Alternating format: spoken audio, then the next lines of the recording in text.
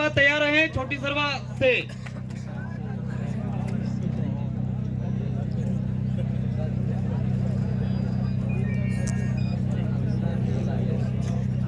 बांसवाड़ा, डूंगरपुर और प्रतापगढ़, हमारे ये जो बांसवाड़ा संभाग है, उस संभाग का भारत आदिवासी पार्टी के बैनर पर जो ये आरक्षण महासम्मेलन आयोजित किया जा रहा है, उस सम्मेलन में मैं भाषा भील की इस पावन धरती बांसवाड़ा की ओर से मैं सभी संभागियों का यहां पर हार्दिक जोहार और स्वागत करता हूं। आज हम सब यहां पर अनुसूचित क्षेत्र आरक्षण महासम्मेलन के लिए यहां सम्मिलित हुए हैं, एकत्रित हुए हैं। आज हम लोगों को इस अवसर पर भारत आदिवासी पार्टी की ओर से बांसवाड़ा, डूंगरपुर जो हमारी लोकसभा क्षेत्र है, उस क्षेत्र से हमारे आदिवासी समाज की ओर से, भारत आदिवासी पार्टी की ओर से जो लोकसभा उम्मीदवार तय किए गए हैं, आप सबके, हम सबके लाडले राजस्थान विधानसभा में 5 वर्ष तक आदिवासियों के संवैधानिक अधिकारों की पैरवी करने वाले विधायक राजकुमार जी रोत का मैं बांसवाड़ा, डूंगरपुर लोकसभा के भारत आदिवासी पार्टी के उम्मीदवार के रूप में यहां पर हार्दिक स्वागत करता हूं। साथियों, यह कॉलेज मैदान एक ऐतिहासिक मैदान है। हम लोगों को आज इस मैदान में हमारे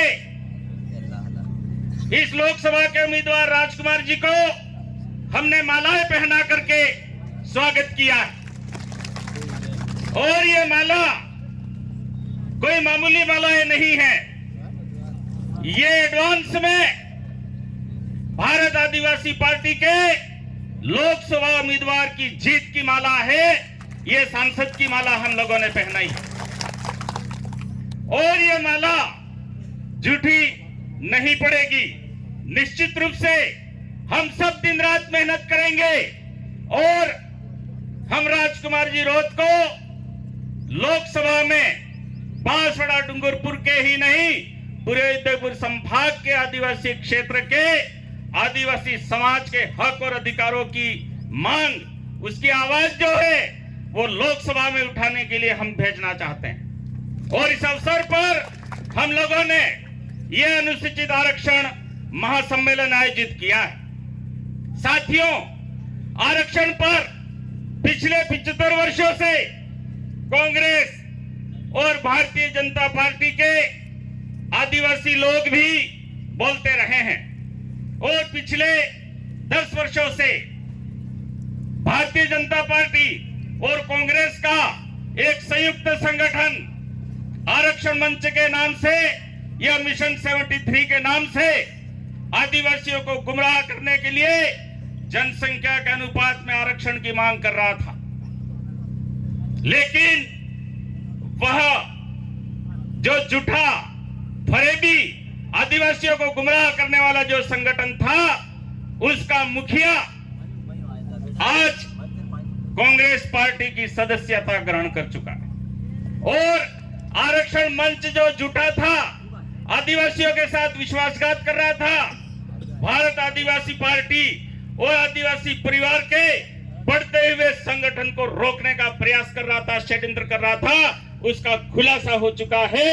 और अब आरक्षण मंच और मिशन 73 के नाम से जितने भी लोग काम कर रहे थे, वो आज इस मैदान में भारत आदिवासी पार्टी के साथ। और मैं इस अवसर पर आप सबको विश्वास दिलवाता हूं कि भारत आदिवासी पार्टी से हमारे लोकसभा उम्मीदवार राजकुमार जी जीतेंगे। लोकसभा में 5वीं अनुसूची के अनुसार आरक्षण लागू किए जाने की मांग की जाए। कई सारे लोग ये पूछते हैं कि 5वीं अनुसूची के अनुसार आरक्षण क्या है। मैं कम समय में इस बात को यहां पर समझाना चाहता हूं। 5वीं अनुसूची के अनुसार आरक्षण का मतलब होता है आदिवासी क्षेत्र में आदिवासियों के 100% आरक्षण का अधिकार। 5वीं अनुसूची के अनुरूप आरक्षण का मतलब यह होता है। कैसे होता है?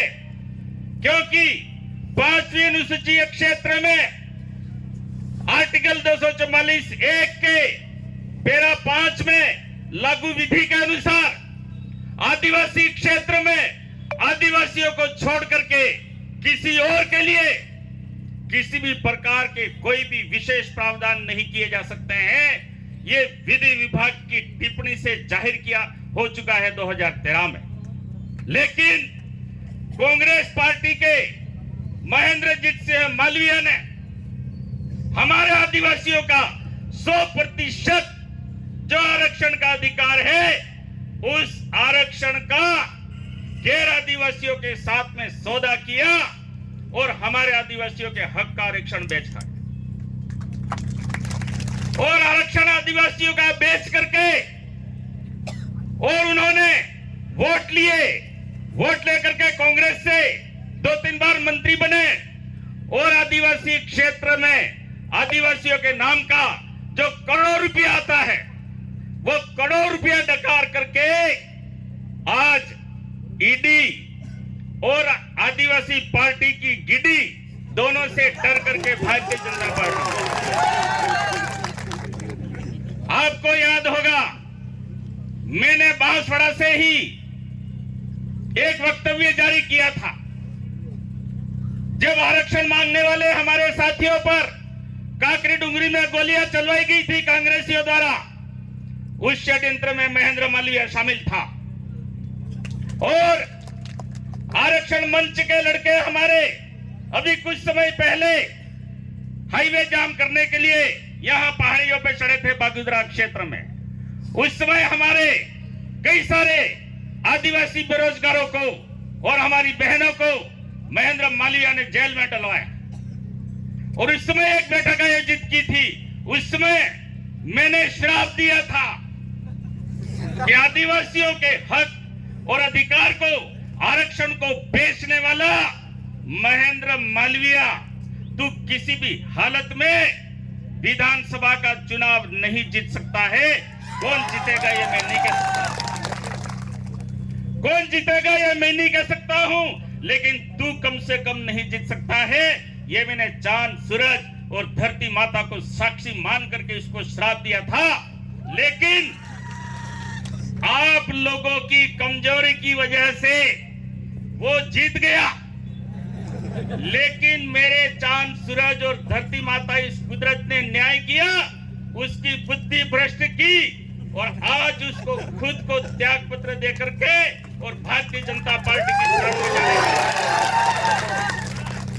ये मेरे चांद सूरज और धरती माता ने एक मौका दिया है हम सब लोगों को कि उस आरक्षण खोर और आदिवासी समाज के गद्दार को हमें ये जो विधानसभा में त्याग पत्र कुदरत ने दिलवाया है उस त्याग पत्र दिलाने के बाद में दोबारा उसको लोकसभा और विधानसभा की दहलीज देखने नहीं देनी। ये संकल्प हम सबको करना। अगर ये जीत गया तो आदिवासी समाज को बेच करके खा जाएगा। 5,000 करोड़ रुपया आदिवासी समाज के नाम का आया, उस रुपये को खा करके और ये ईडी के डर से आज नरेंद्र मोदी की गोद में जाकर के बैठ गया है। लेकिन आदिवासी समाज को संकल्प करना है कि हमारे भाई बहनों के हिस्से का रुपया खाने वाला, हमारे बेरोजगारों के हिस्से का आरक्षण बेचने वाला जो है उसको अब हम कभी भी लोकसभा और विधानसभा देखने नहीं देंगे। ये बात कहते हुए मैं अपनी बात को विराम देता हूं। सब भाइयों ने मेरी बात सुनी, इसके लिए जोहार। जय आदिवासी, जय बिल प्रदेश। धन्यवाद बहुत बहुत ग्रासिया जी का। इसी के साथ